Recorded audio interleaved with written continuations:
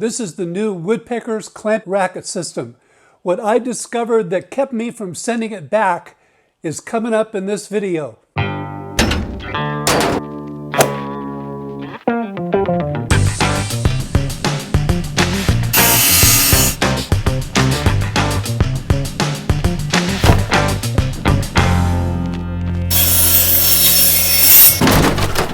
Hi there and welcome to WB Fun Woodworking. I'm Don. Today I'd like to share with you the Woodpeckers Clamp Rack system. I just installed mine yesterday. The system comes nicely boxed from Woodpeckers. I bought the 16-inch set that comes with 3 large arm sets and 2 small arm sets. This is the 16-inch backer piece that mounts to the wall. This is a pair of the long arm sets. They're 13.5 inches long. The small arm sets are a little shorter. They're 10.5 inches long. The set comes with 4 lag bolts to bolt it to the studs and screws to attach the arms to the backer piece. I'll have more to say about those later. Of course, Woodpeckers shows Bessie clamps filling up the rack that they have. They say that they could put 43 clamps on the 16-inch space. I added up the cost of those clamps, and the total came to more than $2,000. While most of us don't have that many Bessie clamps sitting around, nor can we afford them, this clamp racket system will work for any clamps.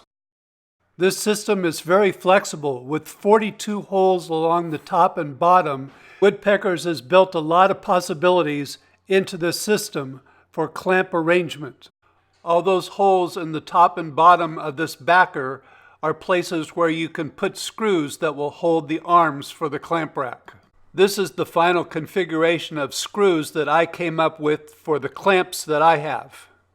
These screws are the biggest problem that I had with Woodpeckers and the design of this clamp rack. I'll say more about that later on. Each of the arms has a slot at the bottom and a hole with the slot at the top. The bottom slot slides over the bottom screw on the backer piece. Then the round hole in the top slot fits over the top screw and everything slides down into place. Then tighten both screws so that the arm is not loose.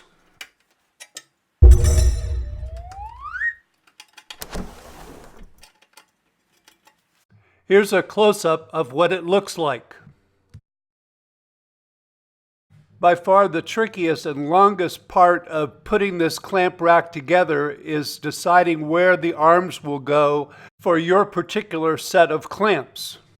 After a lot of trial and error and moving things around, this is the pattern I came up with for the clamps that I have. You may have noticed that I'm working on the clamp rack arrangement while it's on a flat surface and not hanging on the wall.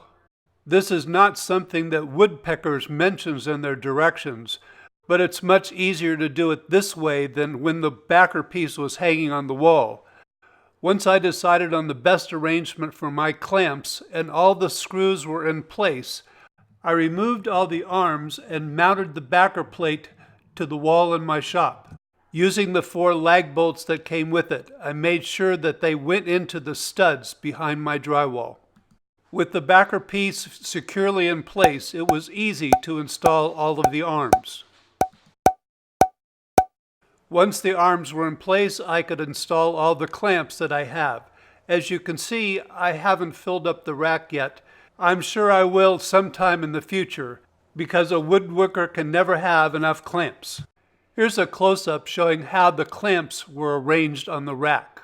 I'm really pleased with how many clamps I can get on such a small space of wall and still have room for expansion. Whatever clamps you have will fit on the rack differently. Remember, all of those screw holes that I showed earlier are what gives the flexibility to this rack, but they're also the biggest problem.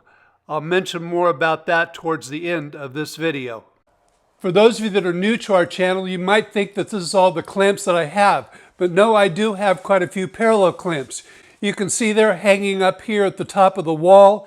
That, by the way, is a Woodpeckers Clamp Rack that they sold 10, 11, 12 years ago. I do like the way that works. It's worked out really great for me in my shop, but I may eventually switch to something like this for those clamps as well. And I do have some spring clamps that I put on racks. I actually made these, and there's a video on the process of making these. You might want to check that out. Well, that's my take on the Woodpeckers Clamp Rack system. I'm really happy that I have it in my shop. It's going to be extremely handy for my clamps. It now gets my clamps up on the wall in a small space. I don't have to go fumbling through a box full of clamps or looking for things on the floor. I just wish that Woodpeckers had not left out some important information in the directions.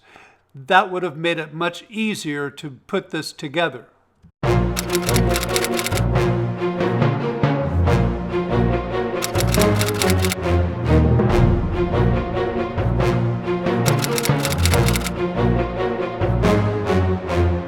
Yes, I almost threw Woodpeckers under the bus, but I discovered something very simple that I should have known before, but Woodpeckers should have told me. As has been alluded to before, the problem starts with the placement of the arms that hold the clamps onto the backer piece. The spacing is something that you'll have to determine that is unique to your clamps. This process takes quite a bit of time and effort to put your clamps down and then decide where the arms should go for the best arrangement of the arms. But putting those screws in the backer piece can be a real pain, especially if you have to move them around to get the best arrangement for your clamps. That's because these screws are self-tapping screws. Yes, you heard that correctly. Woodpeckers did not tap all of those holes. All of the holes had to be tapped with these screws. Since the screws were slotted, I first tried to do this with a screwdriver, and this was almost impossible to do. I really struggled with trying to tap those holes with these self-tapping screws using a screwdriver.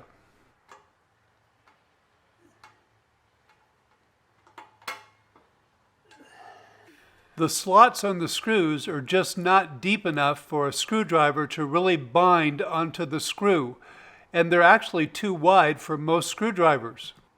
Then it suddenly dawned on me that these also had a hex head, and I could use my ratchet set to put in the screws.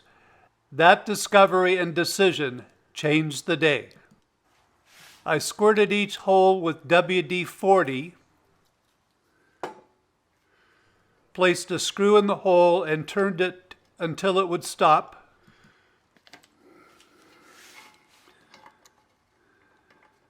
And used the ratchet to tap the holes with the screws. This was by far a whole lot easier than trying to do it with a screwdriver.